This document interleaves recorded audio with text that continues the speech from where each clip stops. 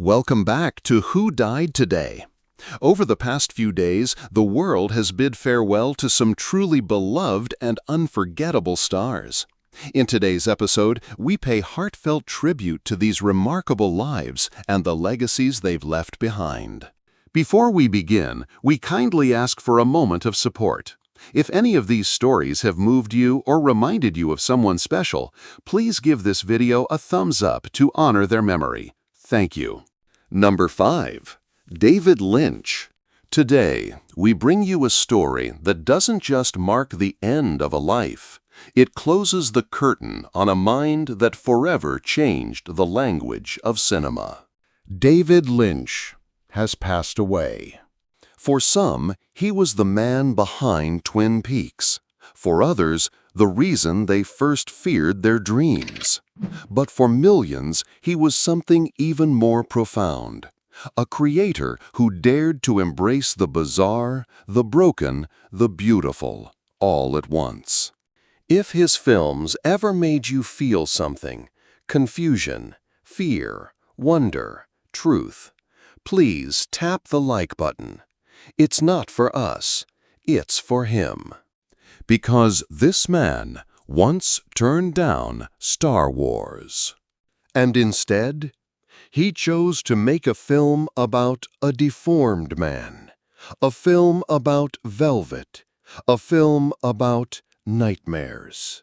Why? Because, as he said, life is very, very confusing, and so films should be narrate like a serious news anchor, respectful and heartfelt allowed to be, too. Let's step into the fog and trace the life of cinema's strangest, softest whisper. David Keith Lynch was born on January 20, 1946, in Missoula, Montana. His father, a research scientist, moved the family across various small towns, planting in David a fascination with the dark undercurrents of American suburbia. As a child, he dreamt of being a painter. He studied at the Pennsylvania Academy of Fine Arts, and in the decaying, violent streets of Philadelphia, his real voice was born. He was terrified of violence, haunted by shadows. He once said Philadelphia gave him anxiety that never left. That anxiety became art. 1977, he created Eraserhead, a film so strange no one wanted it except cult legend Ben Barenholtz, who gave it to Midnight Cinema. The rest is history. 1980, The Elephant Man earned Lynch 8 Oscar nominations. 1986, Blue Velvet stunned the world with its brutal beauty. 1990, Twin Peaks made him a household name. 2001, Mulholland Drive was named one of the greatest films of the century. And through it all, he never explained his work. He said, "It makes me uncomfortable to talk about meaning. The meaning, it's different for everyone." In later years, Lynch withdrew from public life. He focused on painting, meditation, and his foundation for world peace. But his absence from cinema since 2006 left a noticeable void. David Lynch passed away on January 16, 2025, from cardiac arrest. He was 78. The news was confirmed by his family.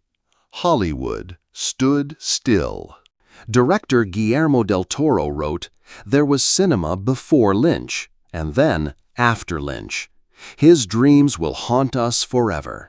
A fan tweeted, "Lynch never told me what to think. He told me it was okay to feel confused. That saved me." From redefining surrealism to inspiring generations of filmmakers, David Lynch's legacy is not just artistic. It's emotional. It's deeply human. His passing comes just months after Richard Chamberlain, another giant of his era. Together, they shaped a generation of visual storytelling. David once said that inside every film is a jewel, a moment, the eye of the duck. David Lynch himself was that jewel. And now the screen has gone dark. But his light still flickers in every frame he ever created. He was not without his critics. Dune was a box office disaster. He disowned it completely. And yet, even in failure, he remained fiercely original. He never chased Hollywood. He built his own world.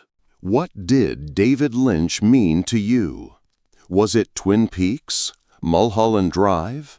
The dreams you never understood? Let us know in the comments. Share your memories. And if you believe in honoring voices that shaped our world, like, comment, and subscribe.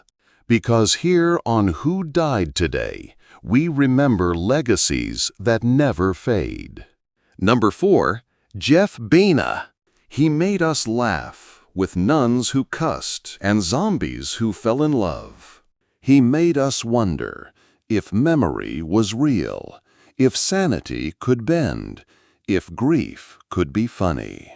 But on January 3rd, 2025, Jeff Baena stopped writing. The screen went black. A screenwriter, a director, a husband, a dreamer.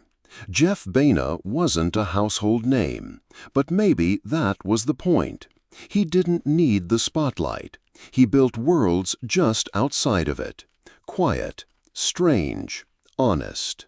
Born June 29, 1977, in Miami, Florida, Jeff studied film at NYU. He got his start as a production assistant for Robert Zemeckis, but it was his collaboration with David O. Russell on I Heart Huckabees that changed everything. He wasn't just good, he was different. Jeff gave us Life After Beth, The Little Hours, Horse Girl, films that were weird and wonderful, like he saw the world through a cracked lens and dared us to peer inside. In 2021, he married the love of his life, actress Aubrey Plaza. They were the kind of couple you quietly rooted for, the oddballs who found home in each other. Her eyes sparkled differently around him. But we never truly know the battles people carry. Jeff Baena died by suicide at 47, a quiet ending to a loud imagination. Maybe he ran out of words. Or maybe he gave them all to us. So tonight, watch one of his films. Let it confuse you. Let it comfort you. Let it haunt you a little. And if you're struggling, please don't write your final scene alone. There's help. There's time. There's always one more rewrite. Because stories like Jeff Baena's deserve to continue. Number 3. Amanda Bynes. The Day We Almost Lost Amanda Bynes. The news broke like thunder. Amanda Bynes, the girl who made millions laugh, the Nickelodeon princess who defined a generation, had vanished from public life. Rumors swirled. Headlines screamed. For months, nobody knew if we'd ever see her smile again. But this isn't a story about losing someone we loved. This is about watching them find themselves again. Amanda Bynes is alive. She's healing. And her story of survival might be the most important performance of her life. In the golden age of Nickelodeon, few stars burned as bright or paid as heavy a price as Amanda Laura Bynes. This is the story of a girl who gave us her childhood and how she fought to reclaim her life. Born April 3, 1986, in Thousand Oaks, California, Amanda was the youngest of 3 children.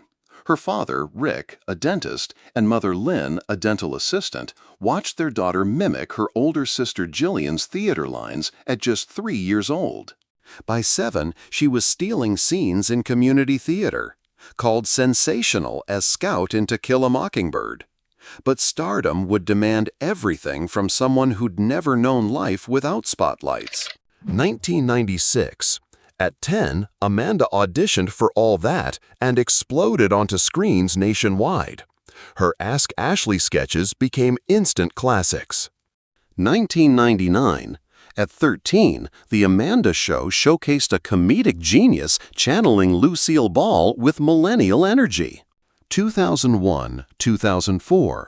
Big Fat Liar. What I Like About You. What a Girl Wants. She was 18, graduating high school, seemingly unstoppable. But beneath the comedy, pressure mounted. Straight-A student juggling multiple projects. The machine of fame demanded everything from someone who'd never experienced normal adolescence. 2010, Amanda announced retirement, then retracted it. The signs were there. 2012-2013. Legal troubles, DUI arrest, dramatic physical changes. The girl who'd made us laugh was drowning in plain sight. July 2013. The Breaking Point. Involuntary psychiatric hold. Schizophrenia diagnosis. Suddenly, years of pain had context. We almost lost her then. While the world watched, Amanda chose healing over headlines. 2013, Fashion Institute enrollment. 2018, Associate's degree. 2019, Bachelor's completion. No cameras, no interviews, just quiet determination to rebuild from ashes. 2019, met Paul Michael. 2020, Valentine's Day engagement. Austin, Texas relocation away from Hollywood's glare. Amanda discovered what many child stars never find: life beyond fame. Dogs named Tootsie Roll and Betty Boop. Simple joys previously impossible. Today's Amanda bears little resemblance to tabloid nightmares. She's an educated woman who survived mental health battles, rebuilt family relationships, and chose privacy over publicity. She taught us to laugh. Now she's teaching us something more valuable. Healing happens away from cameras, and the bravest performance is learning to live authentically. Amanda Bynes is still here, still fighting, still deserving our compassion over our judgment. Her greatest role isn't on screens. It's in therapy sessions, classrooms, and quiet moments with loved ones.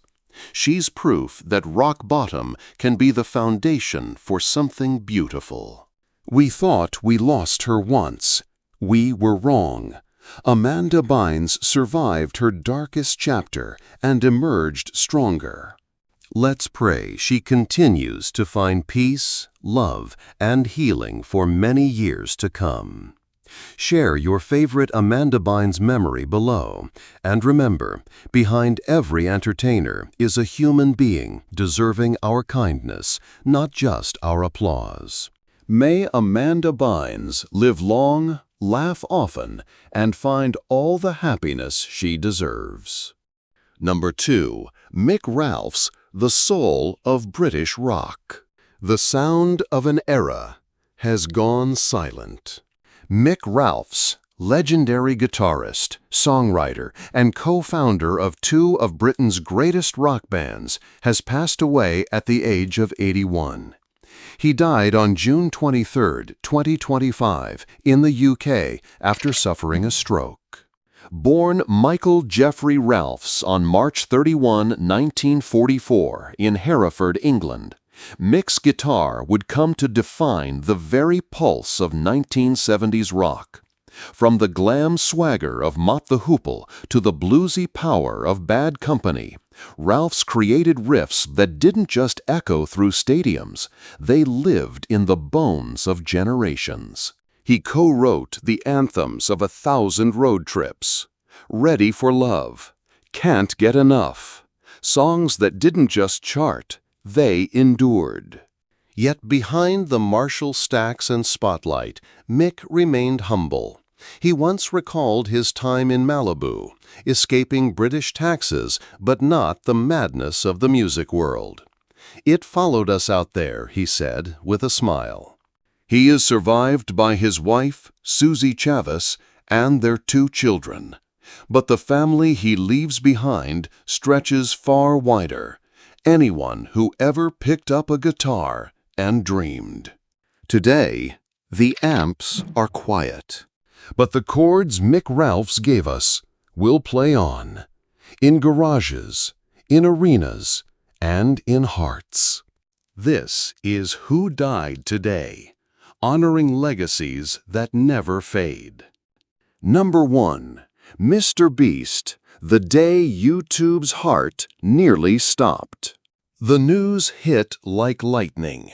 Jimmy Donaldson, the man who redefined generosity, who turned giving into an art form, was trending worldwide, but not for the reasons we hoped. Panic spread across social media. Fear gripped millions of fans. Had we lost the person who taught us that kindness could change the world? But this isn't that story. This is about the man whose mission to help others faced its darkest test, and why his legacy of hope burns brighter than ever. Born May 7, 1998, in Wichita, Kansas, Jimmy Donaldson wasn't born wealthy. He was born with something rarer, a vision of what YouTube could become.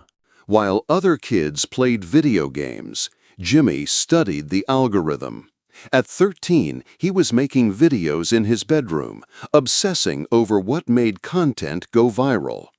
His mother worried he was wasting his life. She couldn't see what he saw, a platform to change the world. By 2017, at just 19, he'd cracked the code.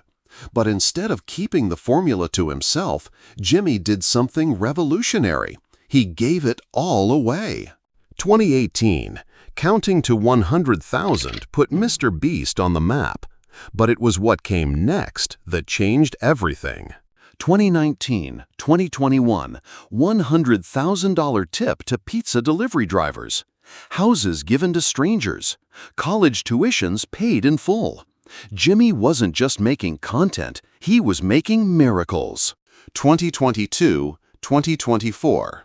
Team Seas, Team Trees. Feeding entire food banks. Building wells in Africa. Opening free restaurants. Every video became a force for good. He turned philanthropy into entertainment, and entertainment into hope. 40 million trees planted. 30 million pounds of trash removed from oceans. Countless lives changed forever. What cameras didn't show was the pressure, the weight of expectations, the impossible standards Jimmy set for himself and his team. Every video required months of planning. Every giveaway demanded perfect execution. Every mistake could affect someone's life-changing moment. Jimmy slept in his studio, worked 16-hour days, turned down movie deals and brand partnerships that didn't align with his mission. Success meant responsibility, and Jimmy carried it all. By 2024, Mr. Beast wasn't just a channel, it was a movement. Beast Burger fed millions. Feastables competed with Hershey's. Mr. Beast Gaming entertained millions more. But Jimmy never lost sight of the mission. Use every dollar earned to give more away. His team became family. Camera operators who'd been there since the beginning. Editors who shared his vision. Researchers who found the most deserving recipients. Among them was Tyler Wall, a 38-year-old wellness coach whose passion for helping others matched Jimmy's own. February 2024. In the middle of filming a life-changing weight loss challenge, tragedy struck. Tyler Wall, the dedicated trainer helping contestant Maj Cotter lose 100 pounds and win $250,000, passed away unexpectedly in his Greenville apartment. Jimmy's world shattered. The man who'd built an empire on making others happy faced his greatest heartbreak. His loss has left our hearts heavy with grief, Jimmy wrote. But true to form, he honored Tyler's memory by continuing the mission they'd started together. Majd completed his transformation, 100 pounds lost, $250,000 won. I did this for myself, and now I'm doing it for Coach, he said through tears. Jimmy could have stopped, could have taken time away. Instead, he did what he's always done. He channeled pain into purpose. Tyler's family chose to let the video be published. Tyler would have wanted his message of hope and positivity to continue reaching others, they said, even in his absence. Jimmy quietly contributed to Tyler's funeral expenses. No announcement, no publicity. Just a man honoring a fallen teammate. Today, Mr. Beast continues changing lives. But every video carries new weight. Every giveaway honors not just recipients, but team members like Tyler who believed in the mission. Jimmy Donaldson taught us that one person with a platform and a purpose can move mountains. Even in loss, even in grief, the mission continues. Jimmy isn't just YouTube's biggest creator. He's proof that goodness can go viral, that kindness can scale, that one person's vision can change millions of lives. Tyler Wall died while helping make that vision reality. His loss reminds us that behind every Mr. Beast miracle are real people with real hearts, giving everything they have to help others. What's your favorite Mr. Beast moment that restored your faith in humanity? Share how Jimmy or his team touched your life in the comments below. And remember, in a world full of creators chasing views, let's celebrate the ones chasing change. Subscribe if you believe kindness should be the content that goes viral, because legends like Jimmy Donaldson and Tyler Wall prove that the greatest videos aren't just watched, they're lived. We'd love to hear your thoughts. Feel free to share your memories or favorite moments about these icons in the comments below. And if this tribute touched your heart, don't forget to subscribe for more emotional stories that celebrate the lives of those who will never be forgotten.